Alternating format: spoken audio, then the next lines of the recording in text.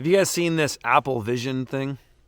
You probably have, but it's been making the rounds in the internet, so to speak. And I wonder if this technology, particularly the launch of Apple doing this, because Apple has launched some pretty game-changing technology, as we all know, the iPhone, the laptop computer, the iPad, all these types of things. This is sort of the next level of it.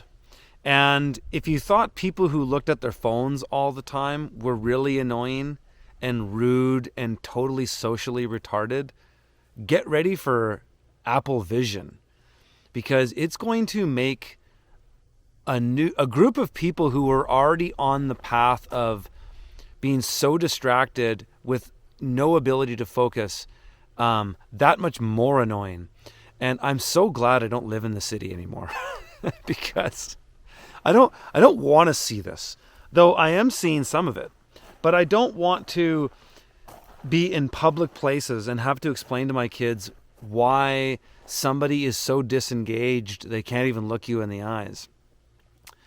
And I wonder if this technology, particularly where it is now, because the idea of this has been around for a very long time. You've seen it in sci-fi movies and Black Mirror episodes. But Apple has a tendency to take a product to the next level. And so I wonder if this is going to be the moment with this technology that really drives a further wedge into dividing people along lines. And it's not necessarily the lines of either you use it or you don't. It's more the lines of the social etiquette and how that's going to change, and how the social etiquette in general is already kind of ridiculous. I mean, we all have friends that just can't put their phones down, and friends or family members who are just always looking at their phones, and it's always within an arm's reach length. I've been to dinner parties with people, 10, 15 people, and then some people at the dinner table are literally looking at their phone the entire time they're at dinner. That might not seem absurd to some people. It's absurd to me. I guess I'm old school because I grew up before the internet. I was 18 when the internet became a thing that we could all get, and I had dial-up internet. But I had my foundational years without the internet, without smartphones, without all this technology. So I kind of remember what the old world was like.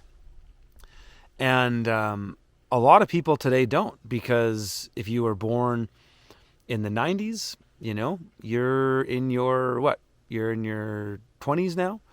You're in your you could be you're in your 30s if you were born in the early 90s now. And so a lot of people grew up with smartphones, and they've grown up with all this crazy technology from their birth, and so they don't know what the world was like before. But because I grew up before the internet, when smartphones came around, yeah, they were cool. I wasn't one of the first to get them. I probably got one way later. But for myself, I still, if I go to a city or I'm traveling and I see people just sitting there glued to their phones, I just don't get it. Don't you want to experience life? Don't you want to experience people around you? And so I think where this stuff is going is it's going to drive a wedge between people in society with certain values than others. And in a way, I could actually see it as a good thing, because I think what we need more of in today's world is community, and real community, not just friends on Facebook or friends on Twitter or whatever, but people in the real world, real relationships where there's needs and benefits. I think that's going to drive those people closer together, just like COVID did, just like a lot of the narratives of today that don't seem to stick are, the Ukraine narrative, the narrative that's going on right now with Putin and Tucker and the Donald Trump election and all these things, is it's going to drive people to experience the real world more. Not everybody. a very small group of people. This isn't a numbers game. It's a quality game. I think it's a quality over quantity game. Frankly, I think the New World Order has it in the bag as far as the quantity, but they don't as far as the quality. And that's where these relationships are so important. That's why it's so important to have relationships offline. But one thing, just I'm observing with all this, and you see these stupid videos of these people walking around doing all this stupid stuff with their hands. And there's this one meme I just love where it's like, oh, my apartment sucks. Oh, that's better. With some apps. It's so insane. But if you think about where we're at with the economy, politics, the culture, a lot of people want to check out. And this might be the perfect opportunity for them to do so, is to really finally check out. With the cost of everything being so expensive. And obviously the New World Order doesn't want you traveling. They don't want you getting on a flight. They don't want you doing anything like that. So we're seeing consistent diminishing living standards for the average Joe, and Jane, consistent decline in living standards. This Apple Vision is a great solution because the technology is going to get better pretty quick. I mean, looking at what it does already, it's fairly impressive. I mean, there are some applications to the technology. You have to give the devil its due. I could see some pretty cool applications, even in terms of permaculture, land design, interior design, architecture, construction. You could see some pretty cool applications for the technology, no question about it. Technologies are always that way. There's always an upside and a downside. But the downside to the culture of this is going to be shocking, I think. And I think we're going to get to a point fairly soon where it's going to really drive a lot more people out of the city, which is a good thing. I think people should be getting to the city.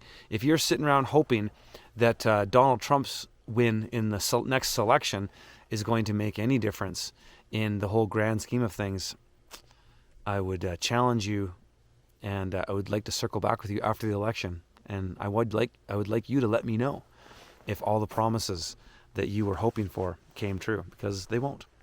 The agenda is going to move forward regardless, because it's time for us to step up. It's time for men and women to actually start stepping up and taking responsibility. If you don't want to be part of the system, you don't have to be. What they're doing is making it so enticing for you. They're making it so convenient and easy. And the price of the technology, despite the inflation everywhere else, the price of the technologies keep going down. Yeah, they're expensive now, but probably in a couple of years, they'll be a fifth of that cost. And when so many people are just miserable in their day-to-day lives, they lack of connection, don't have the money, they're poor, you're eating Ichiban noodles in a shoebox apartment, hacked, tracked, stacked, and packed, putting that thing on and escaping into another reality is probably a pretty good offer. And I think we're about to head towards the place where we're going to see a lot of people do that. Right now, with the current Apple Vision, the price isn't there. $4,000, there's no way. But once technology companies start offering financing for them, they love the financing too, right? They love to get you on the drip of your own demise. The Rockefeller payment program, as I've been calling it for years. They want you paying for your own demise. They want you paying for your own degeneration. And that's this technology is going to take us there very quickly. It's going to create a world where most people are just completely inept socially.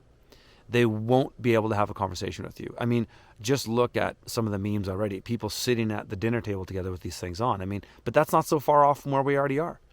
People sit on their phones all day and in social interactions. I've never understood that myself. I do my best to leave my phone at home or leave it in the car or just try to not be on it all the time. My goodness, this is going to make it so easy for people because they'll be able to multitask better, right? You can have multiple windows of this, that, and the other going on. You could be watching porn on a window while talking to your mother-in-law, and she would know the difference unless she heard the audio. But that's how insane this is going to get. And so it's another one of these things that, sure, it's going to have some benefits in some way, but they'll pale in comparison to the long-term benefits to society and the culture as a whole. And so This is why I always go back to just get out. Just get away from it all. If it's driving you crazy, if it's making you angry, get away from it. You don't want to be angry. It's not nice living life angry, pissed off and jaded and bitter and fighting with people. It's a terrible way to live. Get out closer to God's creation. Get out closer to nature. Find real relationships, ways to interact with people. Start growing food on your property. Sell some of that extra surplus to some people in your community. Get to know people on a needs and benefits relationship. That's what people are lacking today, because you can have all the truther friends you want in your little Telegram groups or your Facebook groups or whatever it is. But at the end of the day, if those people aren't available to, at the drop of a dime, come and help you out if you really needed it, the utility of those friendships are questionable. Though I'm not saying that you shouldn't have friends online. That's not what I'm saying at all. But you should have a lot of connections in the offline world. And I really do believe the further this technology goes along, the future is more and more offline for people like us. I'm coming to you now on these technological platforms, and let's use them when we can. But we need to diversify our options. And the time for this to, and the opportunity to get out and into something different is going to get harder and harder as this whole machine runs on. So it's a little food for thought I wanted to share with you today. I'm going to be heading down to Mexico. First time on a plane in many years.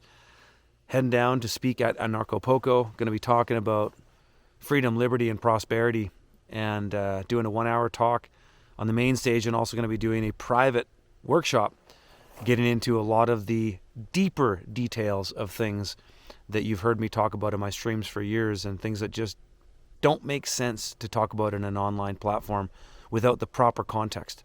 So that workshop will be interactive, and it'll be a lot of Q&A. It'll be 2 hours and 15 minutes. I believe it's in the Secret Garden. I'll have some links here in the video you can check out. But if you haven't made plans to come down, I think they still have some tickets left. You can use my name, all caps, Curtis, for 10% off, and then some of that goes to me as well. So maybe I'll see some of you folks down there, and we can have some more interesting discussions. All right, folks, see you in the next one.